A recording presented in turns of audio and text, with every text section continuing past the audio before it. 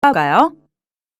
광고는 판매를 목적으로 상품에 대한 정보를 텔레비전이나 인터넷 등 여러 가지 매체를 통해서 소비자에게 널리 알리는 의도적인 활동을 말합니다. 우리의 생활은 언제 어디서나 광고에 둘러싸여 있고, 광고는 우리의 소비 생활에 아주 큰 영향을 주기도 하는데요. 우리는 광고를 통해서 새로운 상품에 대한 정보를 얻어 꼭 필요한 좋은 제품을 구매하는 좋은 소비를 하기도 하지만, 광고에 끌려서 불필요하거나 가끔은 만족스럽지 못한 소비를 할 때도 있죠. 여러분은 광고를 보고 제품을 구매해 본 적이 있나요? 저도 식품이나 화장품 광고를 보고 구매를 해본 적이 있는데요. 광고에서 소비자들의 관심을 끌고 물건을 구매하고 싶은 마음을 들게 하려고 그 식품의 맛이나 화장품의 효과 같은 것이 많이 과장되어 소개되기도 합니다. 결국 광고를 어디까지 믿고 자신의 소비에 얼마나 참고할 것인가는 각자 자신이 잘 판단해야 할 문제인 것 같습니다.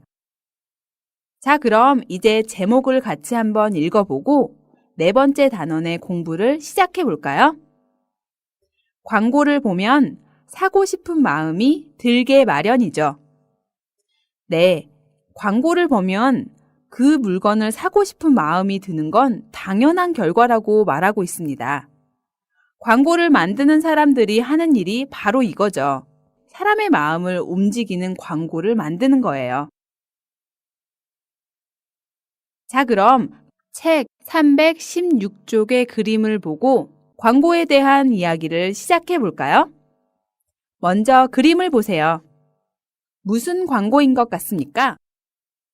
네, 위 그림 순서대로 보면 휴대전화, 아이스크림, 항공사, 화장품 광고가 나와 있네요.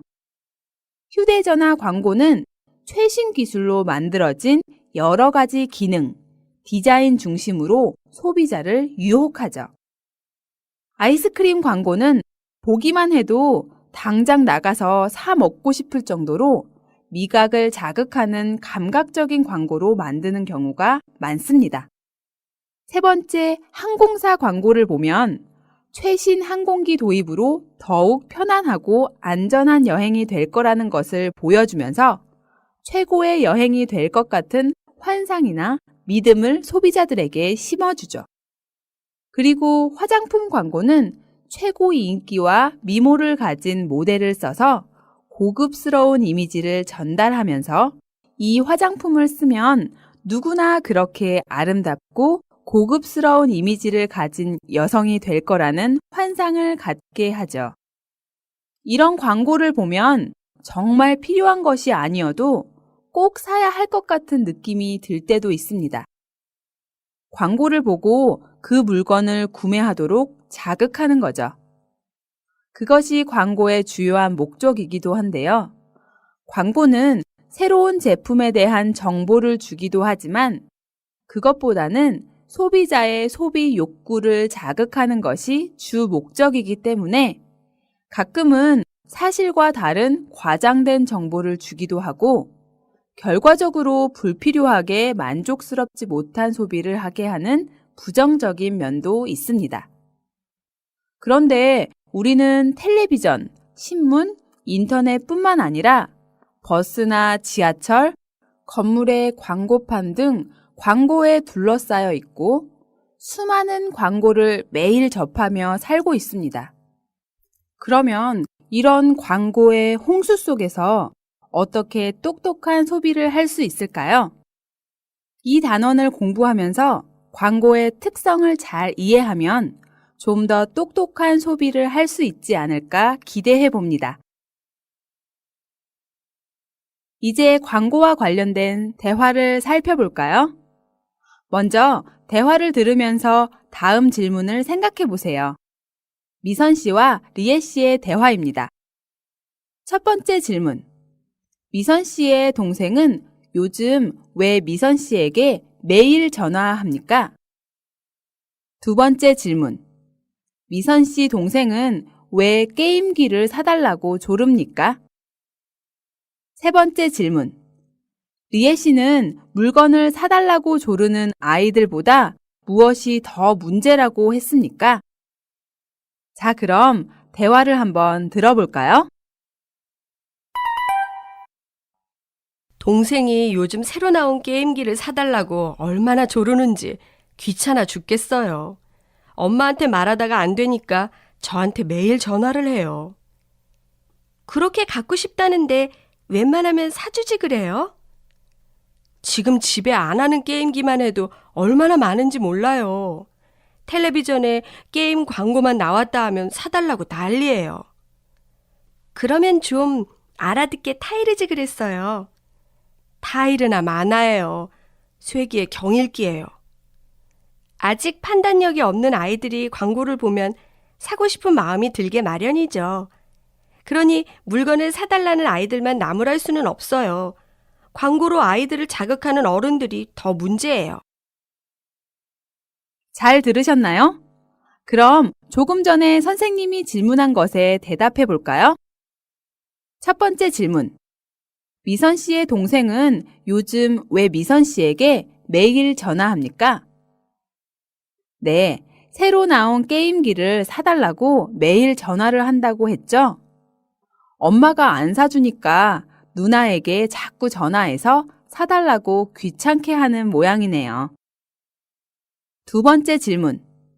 미선 씨 동생은 왜 게임기를 사달라고 조릅니까? 여기에서 조르다는 어떤 것을 계속해서 귀찮게 요구하다의 의미입니다. 아이들이 엄마에게 장난감을 사달라고 조른다. 이런 상황에서 흔히 사용합니다.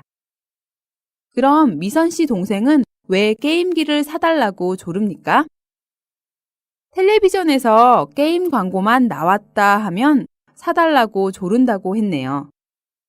텔레비전에서 게임 광고를 보면 꼭 그 게임기를 사달라고 조른다는 거죠.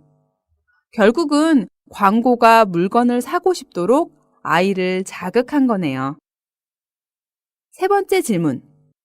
리에 씨는 물건을 사달라고 조르는 아이들보다 무엇이 더 문제라고 했습니까? 네, 아이들은 아직 어려서 무엇이 옳은지, 어떻게 하는 것이 좋은지 잘 생각하지 못할 수 있죠. 그러니까 자신에게 필요한 물건인지 또 사도 되는지 등에 대해서는 생각하지 않고 광고만 보면 또 사달라고 조르는 거죠. 그러니까 광고로 그런 아이들의 마음을 자극하는 어른들이 더 문제라고 했습니다. 이 부분이 세 번째 질문에 대한 답이 되겠죠? 자, 그럼 이제 대화를 하나씩 하나씩 자세히 공부해 볼까요? 미선이 자기 동생 이야기를 하면서 대화가 시작되는군요. 동생이 요즘 새로 나온 게임기를 사달라고 얼마나 조르는지 귀찮아 죽겠어요. 엄마한테 말하다가 안 되니까 저한테 매일 전화를 해요. 동생이 누나인 미선 씨에게 새로 나온 게임기를 사달라고 조른다고 했네요. 새로 나온 게임기란 뭘까요? 네, 새로 시장에 나와서 판매되기 시작한 게임기라는 말이죠. 그 게임기를 사달라고 계속 귀찮게 요구한다는 상황이네요. 여기서 얼마나 는지는 3급에서 배운 어찌나 는지와 같은 의미입니다. 보통 정도가 아주 심하다는 것을 강조해서 사용할 때 말하는데요. 얼마나 조르는지 귀찮아 죽겠어요. 는 동생이 게임기를 사달라고 너무 심하게 졸라서 정말 귀찮다라고 강하게 말하고 있습니다. 동생이 처음에는 엄마에게 사달라고 하다가 엄마가 안 사주니까 누나인 자신에게 매일 전화해서 조른다고 했네요. 이런 동생 정말 귀찮을 것 같은데요. 그런데 미선 씨의 엄마와 미선 씨는 왜 동생에게 게임기를 사주지 않는 걸까요? 이유가 있겠죠? 그 이유를 한번 찾아봅시다. 리에 씨가 미선 씨에게 질문합니다. 그렇게 갖고 싶다는데 웬만하면 사주지 그래요? 리에 씨는 미선 씨의 동생이 정말 그 게임기를 가지고 싶다고 하는 것이니까 그냥 사주는 게 어떠냐고 말하고 있네요. 여기에서 세 단어를 좀 정리해 볼까요? 웬만하다. 웬만하다는 무엇이 일정한 기준이나 범위 안에서 크게 문제가 되거나 모자라거나 벗어나지 않는 상태에 있다는 의미인데요. 보통 웬만하면 웬만해서는의 형태로 많이 쓰입니다. 나는 웬만하면 사람들과 다투지 않는다 라고 하면 나는 크게 문제가 되는 상황이 아니면 다른 사람들과 싸우지 않는다는 의미입니다. 그래서 이 대화의 이 문장에서 웬만하면 사주지 그래요 는 동생이 게임기를 아주 갖고 싶어 하니까 그걸 사주는 것이 크게 문제가 되지 않는다면 그냥 사주는 게 어떠냐고 말하는 거죠. 리에 씨의 말에 미선 씨가 이제 게임기를 사주지 않는 이유를 설명합니다. 지금 집에 안 하는 게임기만 해도 얼마나 많은지 몰라요. 텔레비전에 게임 광고만 나왔다 하면 사달라고 난리예요. 그런데 사실 미선 씨의 동생은 이미 게임기를 아주 많이 가지고 있죠. 그 게임기도 가지고 놀지 않으면서 새로 나온 게임기 광고만 보면 무조건 새 게임기를 사달라고 심하게 조른다는 거죠. 여기서 난리는 사고나 싸움 등으로 아주 정신없고 시끄러운 상태를 말하는데 사달라고 난리예요 라고 하면 정말 정신이 없을 정도로 게임기를 사달라고 심하게 조른다는 의미입니다. 이 말을 듣고 리에 씨가 동생이 잘 이해할 수 있도록 얘기를 해보지 않았냐고 말하고 있네요. 그러면 좀 알아듣게 타이르지 그랬어요. 여기에서 타이르다는 잘 이야기하고 설득해서 말을 듣도록 만들다의 의미입니다. 이 문장에서 리에 씨는 나이 어린 동생이 미선 씨가 말하는 것을 잘 이해해서 게임기를 사달라고 조르지 않도록 해보지 그랬냐고 묻고 있습니다. 이 말을 듣고 미선 씨가 뭐라고 했나요? 타이르나 마나예요. 쇠기의 경읽기예요. 이번 과에서 배운 으나 마나 문법이 사용되었네요. 타이르나 마나예요 라고 해서 뭐가 잘못된 것이고 어떻게 해야 하는지 동생에게 잘 알아듣게 이야기하는 것은 해도 소용이 없는, 할 필요가 없는 행동이라고 말하고 있습니다. 그렇게 해도 결과는 마찬가지라고 생각하고 있거든요. 동생은 누가 뭐라고 해도 새 게임기가 나오는 광고를 보면 바로 그 게임기를 사달라고 조를 것이 분명하다고 생각하고 있습니다. 그러면서 뒤에 쇠귀의 경읽기라고 덧붙였는데요. 여기에 경읽기는 아무리 가르쳐 주어도 알아듣지 못한다는 것을 비유적으로 하는 말입니다. 여기에서 쇠는 동물 소를 말하고요. 경읽기에서 경은 유교의 가르침을 적은 책입니다. 그래서 소에게 아무리 좋은 가르침, 교육을 해도 소는 알아듣지 못한다는 거죠. 이 말을 듣고 리에 씨가 광고의 부정적인 점에 대해서 이야기합니다. 아직 판단력이 없는 아이들이 광고를 보면 사고 싶은 마음이 들게 마련이죠. 그러니 물건을 사달라는 아이들만 나무랄 수는 없어요. 광고로 아이들을 자극하는 어른들이 더 문제예요. 여기서 처음 보는 단어들이 몇 개 있네요. 먼저 그 단어들의 의미를 정리해보고 대화의 내용도 이야기해볼까요? 먼저 판단력은 어떤 기준에 따라 사물의 가치나 관계 등을 생각하는 능력을 말합니다. 좋은 책을 많이 읽고 판단력을 키운다. 술을 마시면 판단력이 흐려진다처럼 사용할 수 있습니다. 또 나무라다는 어떤 사람의 잘못을 지적하여 주의를 주거나 알아듣도록 말하는 것입니다. 보통 아이들이 잘못을 하면 어른들이 아이들을 나무란다고 합니다. 잘못을 알려주고 앞으로 주의하도록 하는 것이죠. 또 자극하다는 외부에서 어떤 영향을 주어서 반응을 하게 만든다는 의미인데요. 광고를 보고 그 물건을 사고 싶은 마음이 들게 하는 것을 광고가 소비자를 자극한다 라고 표현할 수 있습니다. 그럼 여기에서 다시 대화의 내용으로 돌아가면 아직 어린 아이들은 무엇이 옳은지 판단하는 능력이 부족하니까 광고를 보면 물건을 사고 싶어 하는 것은 당연한 결과라는 거죠. 그러니까 물건을 사달라고 조르는 아이들만 잘못했다고 야단칠 수 없다고 했죠. 마지막으로 리에 씨는 그런 광고를 만들어서 아이들을 자극하는 어른들이 더 잘못하고 있다고 지적했네요.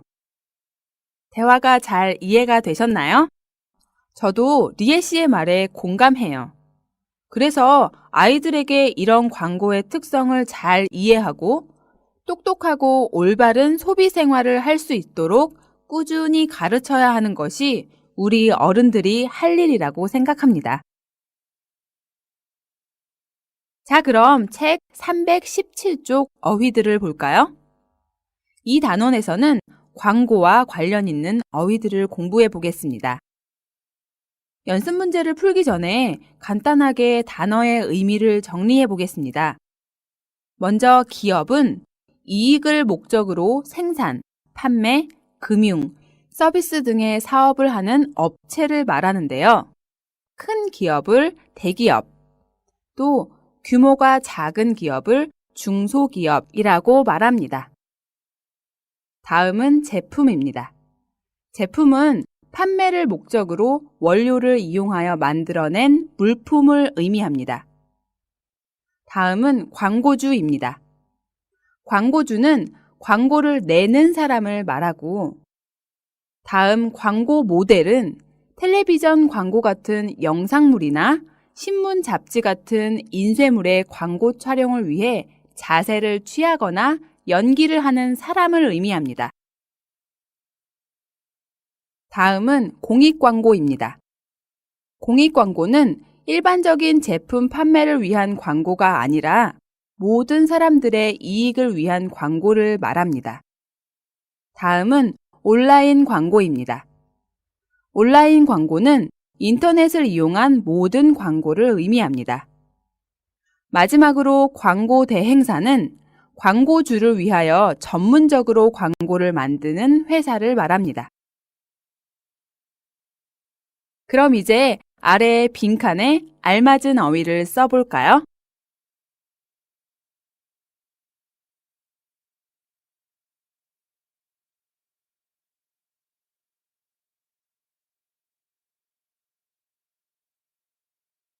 먼저 팔려고 만든 물건은 무엇일까요? 네, 제품이었죠.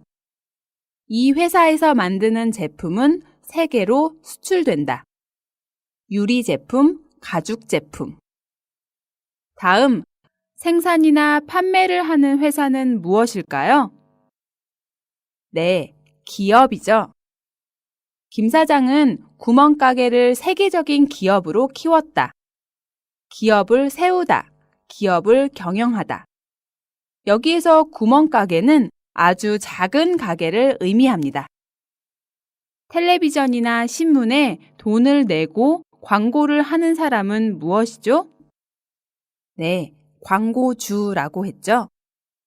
광고주가 이번에 만든 광고가 마음에 안 든다고 해서 다시 광고를 만들었다. 사회의 모든 사람의 이익을 위해 하는 광고는 뭐였죠? 네, 공익광고라고 했습니다. 금연이나 산불 예방, 헌혈, 광고 등이 대표적인 공익광고이다. 설명을 조금 덧붙이면 금연은 담배를 끊는 것, 산불 예방은 산에 불이 나는 것을 미리 막는 것, 헌혈은 아픈 사람들을 위해 피를 뽑아 제공하는 것을 말합니다. 공익광고에서는 이런 내용으로 사회의 모든 사람들에게 자신이나 다른 사람들을 위해 이런 일을 함께 하자고 광고를 합니다. 마지막으로 광고와 관련된 일을 전문적으로 하는 회사. 광고 대행사였죠. 선진국의 광고는 대부분이 광고 대행사를 통해 이루어지고 있다. 여기에서 선진국은 경제적으로나 사회 전반적으로 다른 나라보다 더 발전한 나라를 말합니다. 자, 그럼 두 번째 연습도 해볼까요? 다음 글을 읽고 빈칸에 알맞은 어휘를 쓰십시오. 아래의 글은 광고의 역사에 대한 글인데요. 인류 역사에서 처음 광고가 나온 것은 언제, 어디서였는지부터 그 이후에 광고가 어떻게 변화해서 현재까지 오게 됐는지 소개하고 있습니다. 광고 변화의 역사에 대한 글을 읽으면서 내용에 맞게 광고 관련 어휘를 찾아 쓰시면 됩니다. 역사적인 내용의 글에 쓰이는 좀 어렵고 낯선 어휘들이 꽤 많이 있는데요. 처음 읽을 때는 각각의 단어에 너무 신경 쓰지 말고 광고와 관련된 정보를 중심으로 찾으면서 빈칸에 맞는 어휘가 무엇인지 찾는데 초점을 두고 읽어보세요. 여러분이 먼저 연습 문제를 풀어보시고 선생님이 쓴 답과 비교해 보는 게 좋겠죠?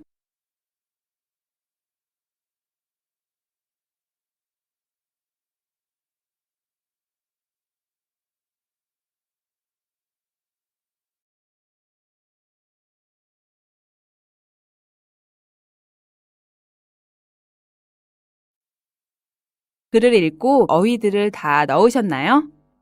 그럼 선생님이 한번 읽어볼게요. 여러분이 쓴 것과 맞는지 틀린지 한번 확인해 보세요. 최초의 광고는 BC 1000년경 테베 유적지에서 발견된 도망간 노예 샘을 찾아주면 순금을 드립니다. 라고 직접 손으로 쓴 글이라고 한다. 이후 18세기에는 신문에 차, 커피, 초콜릿, 복권, 화장품, 담배 등의 광고를 했는데 이 시기에는 신문이 대중화되어 있지 않았기 때문에 이 광고들은 특정 계층의 사람들을 위한 것이었다. 19세기에는 최초의 광고 대행사가 만들어졌고 이곳에서 전문적으로 광고를 만들기 시작했다. 19세기 후반부터는 잡지 광고가 많아졌는데 이 시기에 자전거를 광고하기 시작했다. 그리고 20세기 초반에는 제1차 세계대전이 있었기 때문에 군인을 모으고 애국심을 높이기 위한 공익 광고를 많이 했다. 그리고 전쟁 이후에는 술, 냉장고, 여성 속옷 등의 광고를 시작했다. 1960년대는 TV 광고가 시작되었고 이때부터 유명 배우나 가수 등이 광고 모델로 나오기 시작했다. 그리고 1980년대에는 케이블 TV, 위성방송, 컴퓨터 통신 등의 발달로 광고도 다양해졌다. 1990년대 이후부터는 인터넷의 보급으로 대중들에게 미치는 광고의 효과는 더욱 커졌고 인터넷을 통한 온라인 광고는 광고 산업에 큰 영향을 미치고 있다. 여러분도 이렇게 빈칸을 다 채우셨나요? 내용의 주요 흐름을 이해하면 그 단어가 들어갈 빈칸의 앞문장과 뒷문장을 잘 이해해서 빈칸에 맞는 단어를 쉽게 찾을 수 있겠죠? 여러분도 어렵지 않게 단어를 잘 찾아 넣었을 거라고 생각합니다. 모르는 단어가 너무 많다고 너무 어렵게만 생각하지 마세요. 이 글의 내용에 대해서 잘 정리가 되셨나요?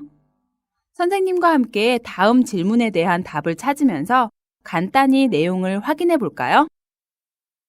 1번. 최초의 광고는 언제 나왔나요? 네, 인류 역사에서 처음 나온 광고는 기원전 1000년쯤에 나온 것이라고 했습니다. 2번. 18세기 광고는 주로 어떤 것이었나요? 18세기에는 신문에 차, 커피, 초콜릿, 복권, 화장품, 담배 등의 광고를 했다고 합니다. 3번. 전문적인 광고를 만드는 광고 대행사는 언제 처음 생겼나요? 19세기에 최초의 광고 대행사가 만들어졌습니다. 4번. 19세기 후반은 어떤 형태의 광고가 많아졌나요? 잡지를 이용한 광고가 많아졌습니다. 5번. 20세기 초반 1차 세계대전 때는 어떤 광고를 많이 했나요? 전쟁 때문에 군인을 모으고 애국심을 높이기 위한 공익 광고를 많이 했습니다. 6번. 1960년대에 시작된 광고 형태는 무엇이고 어떤 특징이 있나요? TV 광고가 시작되었고 이때부터 유명 배우나 가수 등이 광고 모델로 나오기 시작했습니다. 7번. 1980년대 광고는 어떻게 다양해졌나요? 케이블 TV, 위성방송, 컴퓨터 통신 등의 발달로 광고가 다양해졌습니다. 8번. 1990년대 광고는 어떻게 변화했나요? 인터넷의 보급으로 인터넷을 통한 온라인 광고가 광고 산업에 큰 영향을 미치고 있습니다. 이렇게 선생님과 같이 주요 내용까지 공부했습니다. 이 글에서 나오는 모르는 단어도 하나씩 그 의미를 찾아서 꼭 정리해 보세요. 我们来做个小练习吧。